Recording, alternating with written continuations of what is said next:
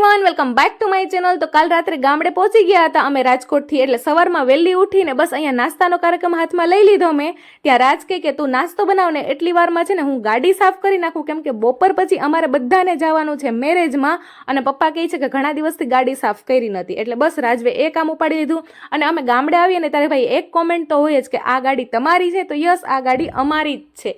બસ ગાડી સાફ કરી અને અમે છે ને ત્રણેય બેસી ગયા નાસ્તો કરવા, હું, રાજ અને મમ્મી। હવે નાસ્તો આટલો બધો કર્યો ને તોય રાજ કહે છે કે મારે તો ગામડાનું મીઠું મીઠું તરબૂચ ખાવું।